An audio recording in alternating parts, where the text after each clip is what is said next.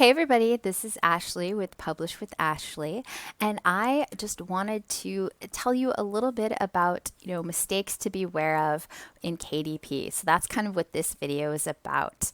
And lucky for me, I did a public mistake. So I have a few weeks ago had done, if you can see my screen, sight words for kindergartners. And one of my viewers, thank you, Jessica, pointed out that I had spelled sight S-I-T-E.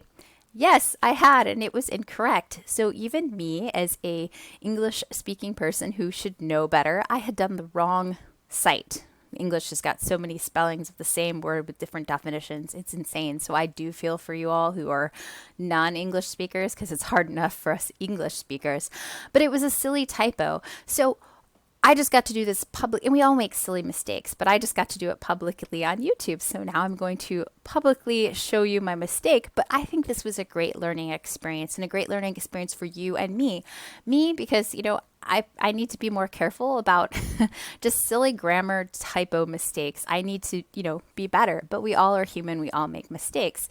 So there was two things I wanted to focus on. One is, yes, this is a learning experience. We all do make those silly mistakes, and we just need to take ownership of them and then go and fix them and find out. So, what I did, and this was actually really interesting. This is the second thing I kind of wanted to show you. So I did some looking up. Yes, Google is one of my favorite search engine tools and research tools.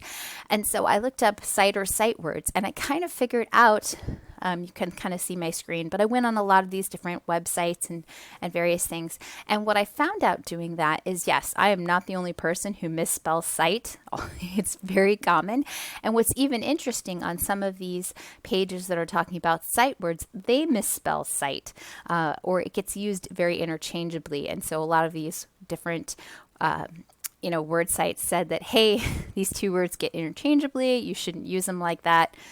So that's probably why I was using them interchangeably, typing them in on Amazon right, or then typing them incorrect in one place and correct the others. But I wanted to kind of, one, make sure you knew sight for sight words was S-I-G-H-T, which hopefully you figured out from these other books that we're showing and not my bad typing skills.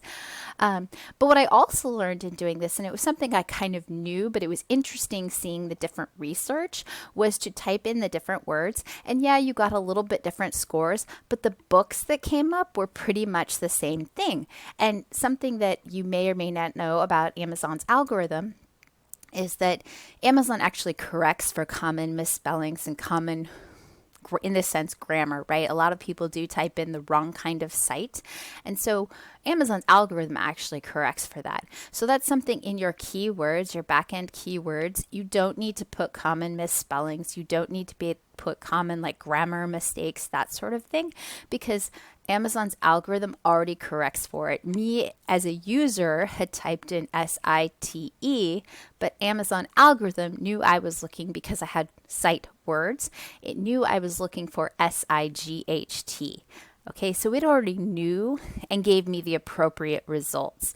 And so it did, you can see it changed my niche score. I think I had a 63 when I had done sight words spelled incorrectly for kindergarten. And now it's saying it's 55 spelled correctly.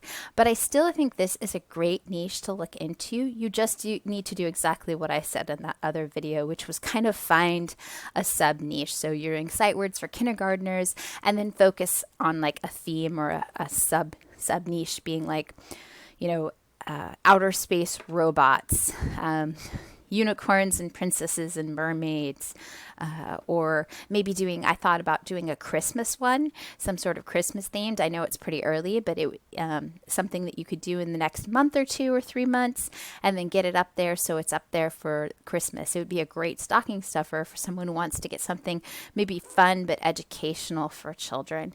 So there's definitely a way to definitely make sight words work. You just need to focus in a little bit, because they really are great sellers, and they're kind of a fun book to create and do. And just as long as you really try and look into the research, look how these books are made, and do a really good job. But if you spend the time to create these books, that time invested can really come back. And it's about quality, not necessarily quantity. You could do a whole bunch, and I think the whole value in the whole bunch doing a large quantity is to get your skills up, getting your cover design better, getting your interior design better. And there is some value to that to increase your skills, but you can also focus to try and increase your skills a little bit. So I think doing something that you really focus on and do like research into, look at each page, and do something that really stands out from the competition is really going to serve you well. So that's what I wanted to tell you this. I wanted to share with you all that I make mistakes just like you all, but small mistakes aren't a big deal.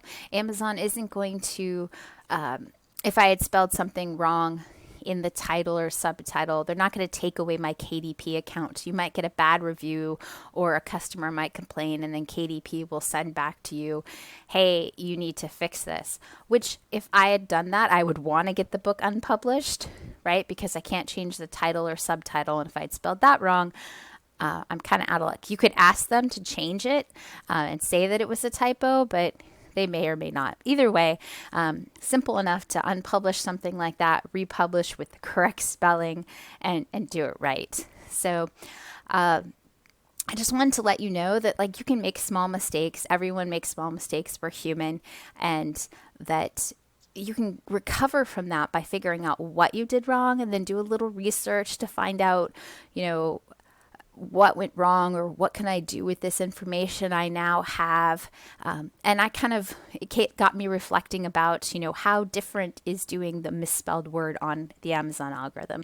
So like I said, I fiddled with it, and it really didn't change a lot of the results because Amazon algorithm corrected for my misspelling. It knew what I was trying to get at, and so it corrected. So a lot of times we make mistakes, but it's not the end of the world, and we just need to, get past it, move on. And I hope this was helpful for you so that you could see that we're all human. I'm human, and I'm so sorry that I did do that misspelling, but I will try in the future to be more careful and make sure that I am giving you guys the best and most correct information. So until next time, I will see you in my next video. Bye.